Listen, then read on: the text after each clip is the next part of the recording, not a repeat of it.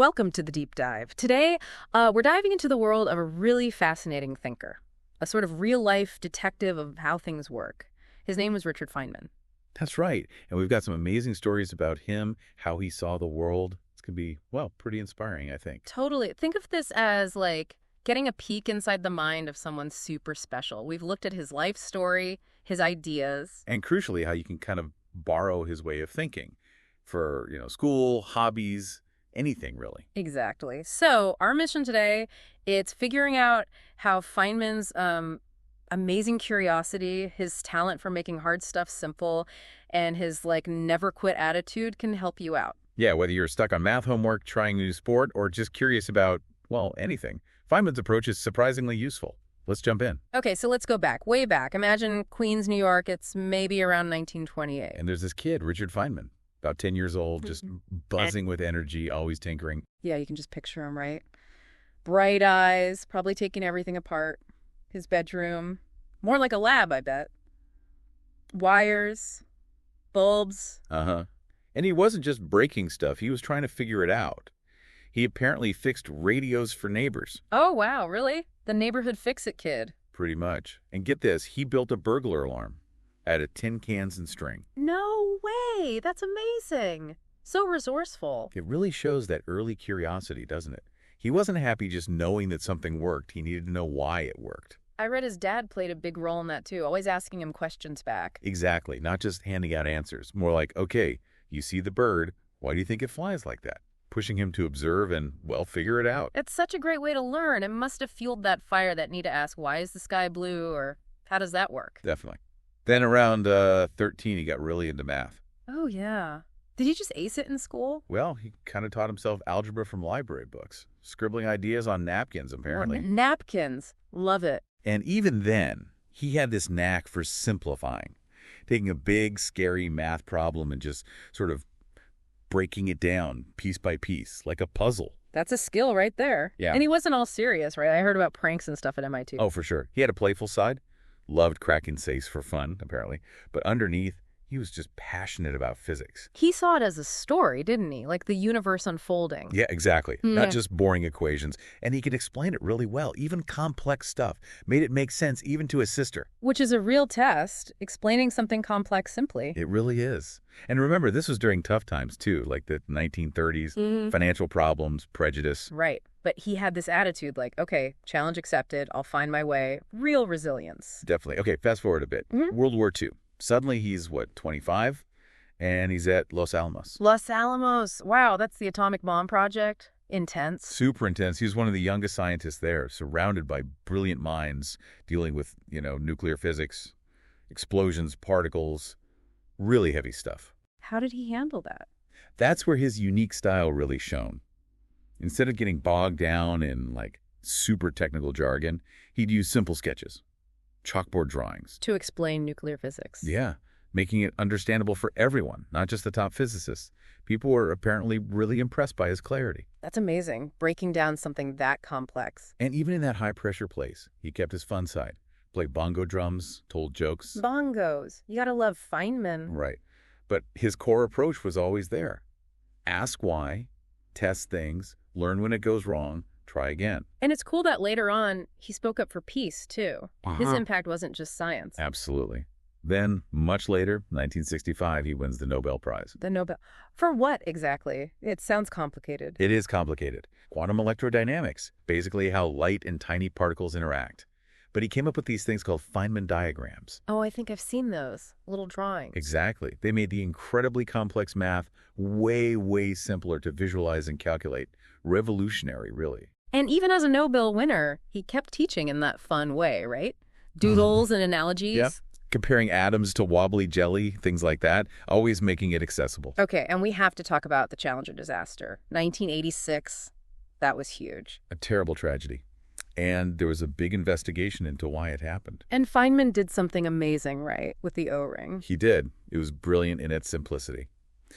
These rubber rings, the O-rings, were seals. He suspected they failed because of the cold weather that morning. So what did he do?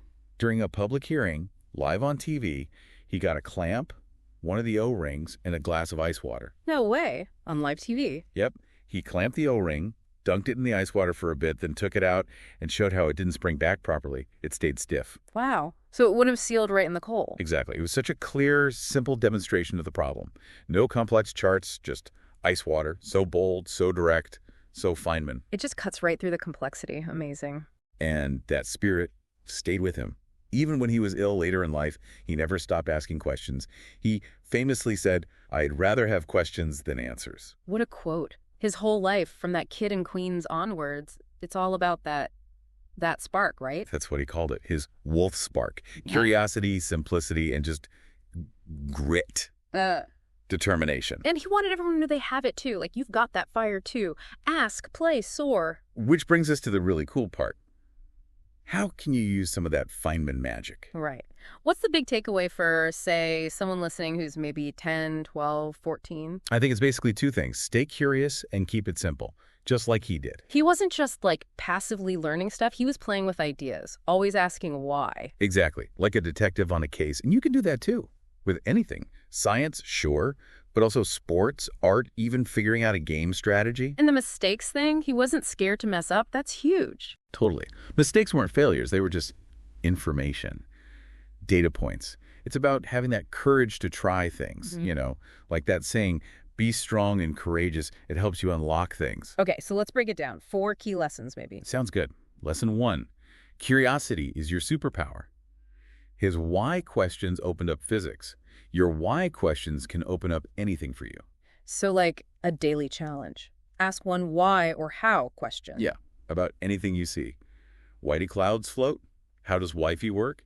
Take a guess first, maybe. Then look it up. See what you find. Cool. Okay, lesson 2. Keep it simple, super smart. Feynman broke down super hard physics. You can break down anything that feels too big. Like homework or learning a song. Exactly. Try explaining one idea you learned today really simply to your dog, your reflection, whatever. If you can explain it simply, you get it. And break big tasks into tiny steps. Makes them less scary. Definitely. Yeah. Okay, 3, mistakes are your friends. Seriously. Feynman learned tons from stuff that didn't work. So we should try new things, even if we might flop. Yes. Try one new thing. A new drawing style, a different road home, a tricky puzzle. If it doesn't work, laugh. It's just learning. Mistakes are just practice. We love that. Okay, last one. Lesson 4. Learning is playtime. Remember the bongos, the jokes. Feynman found ways to have fun with serious stuff. So, make chores a game. Sing your spelling list. Why not? Listen to music while you tidy up.